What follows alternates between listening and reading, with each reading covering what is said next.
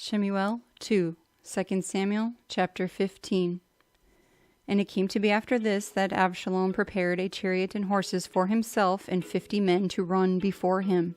And Abshalom used to rise early and stand beside the way to the gate. And it came to be whenever anyone who had a complaint came to the sovereign for a right ruling, that Abshalom would call to him and say, "What city are you from?" And when he said, "Your servant is from such and such a tribe of Yisrael," Abshalom would say to him, "Look, your matters are good and right, but you have nobody from the sovereign to hear you." And Abshalom would say, "Oh, that I were made judge in the land, and everyone who has any complaint or case would come to me, and I shall let right be done to him." And it came to be whenever anyone came near him to bow down to him, that he would put out his hand and take him and kiss him. And Abshalom did this to all Yisrael who came to the sovereign for right ruling. And Abshalom stole the hearts of the men of Yisrael. And it came to be at the end of 4 years that Abshalom said to the sovereign, "Please let me go to Hebron and pay the vow which I vowed to Yahuah.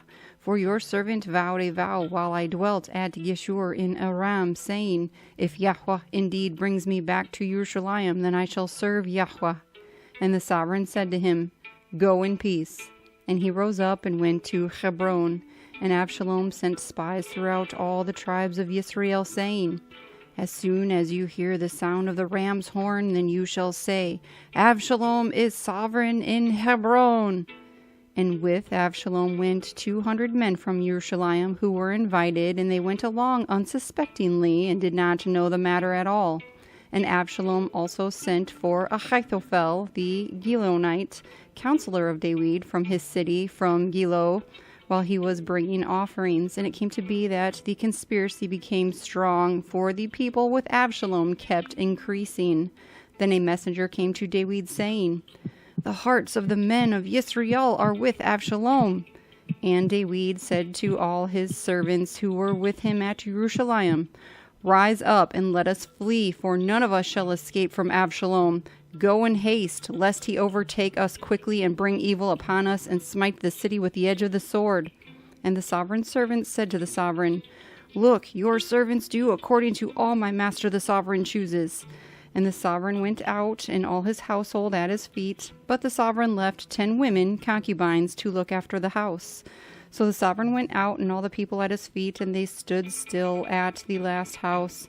And all his servants were passing on at his side, and all the Kerethites, and all the Pelethites, and all the Gittites, 600 men who had followed him from Gath, were passing on before the sovereign.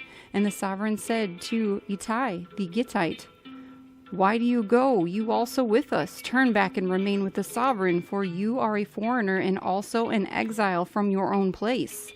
You came yesterday, and should I today make you wander up and down with us when I am going wherever I am going? Return and take your brothers back. Kindness and truth be with you." And Ittai answered the sovereign and said, "As Yahuah lives, and as my master the sovereign lives, in whatever place my master the sovereign is, whether in death or life, let your servant also be there." Therefore Dawid said to Ittai, "Go and pass over." And Ittai the Gittite and all his men and all the little ones who were with him passed over. And all the land was weeping with a loud voice, and all the people were passing over, and the sovereign himself was passing over the Wadi Kidron, and all the people were passing over toward the way of the wilderness. And see, Zadok also, and all the Levites with him, bearing the ark of the covenant of Elohim. And they put down the ark of Elohim, and Abiathar went up until all the people completed passing over from the city. And the sovereign said to Zadok, "Take the ark of Elohim back to the city. If I find favor in the eyes of Yahuah, then he shall bring me back and show me both it and his dwelling. But if he says thus, I have not delighted in you, here I am, let him do to me as is good in his eyes." And the sovereign said to Zadok the Kohen, "Are you not a seer? Return to the city in peace, and your 2 sons with you, Ahimaaz your son, and Yohanathan son of Abiathar. See, I am waiting in the desert plains of the wilderness until word comes from you to inform me." And Zadok and Abiathar took the ark of Elohim back to Jerusalem, and they remained there. And Dawid went up by the ascent of the olives, and wept as he went up. And he had his head covered, and went barefoot. And all the people who were with him covered their heads, and went up weeping as they went. And Dawid was informed, saying, Ahithophel is among the conspirators with Abshalom.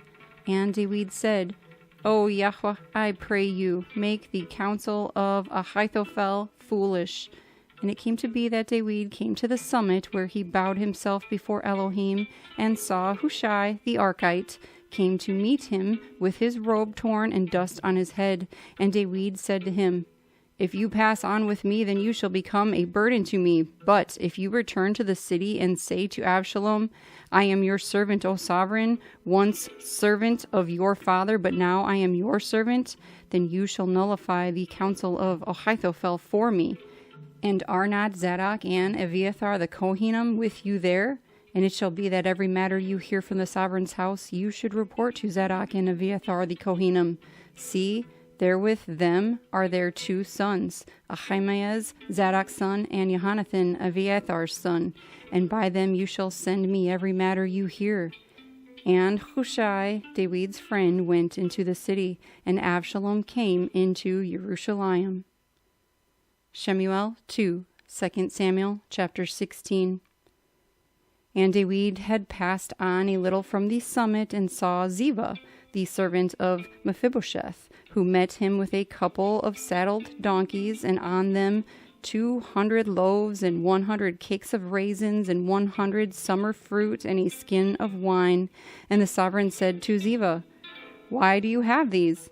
And Ziba said, The donkeys are for the sovereign's household to ride on, and the bread and summer fruit for the young men to eat, and the wine for the wearied to drink in the wilderness. And the sovereign said, And where is the son of your master?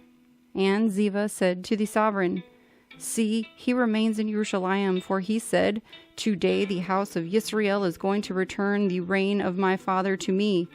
And the sovereign said to Ziba, See, all that belongs to Mephibosheth is yours. And Ziba said, I have bowed myself. Let me find favor in your eyes, my master, O sovereign. And when sovereign Dawid came to Bahurim, he saw a man from the clan of the house of Shaul, whose name was Shimei, son of Gerah, coming from there. He came out, cursing as he came, and he threw stones at Dawid, and all the servants of sovereign Dawid, and all the people and all the mighty men were on his right and on his left. And this is what Shimei said as he cursed, get out, O man of blood and man of Belial. Yahuah has brought upon you all the blood of the house of Shaul, in whose place you have reigned, and Yahuah has given the reign into the hand of Abshalom your son. And see, you are in your own evil, for you are a man of blood. And Avishai, son of Zeruiah, said to the sovereign, Why should this dead dog curse my master the sovereign? Please let me pass over and take off his head. And the sovereign said, What have I to do with you, you sons of Zeruiah? For let him curse, even because Yahuah has said to him, Curse Dawid. And who should say, Why did you do that?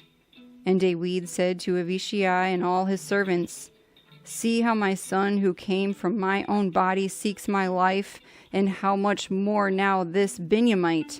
Leave him alone and let him curse, for Yahuah has spoken to him. If so be, Yahuah looks on my affliction, and Yahuah shall return good to me for his cursing today.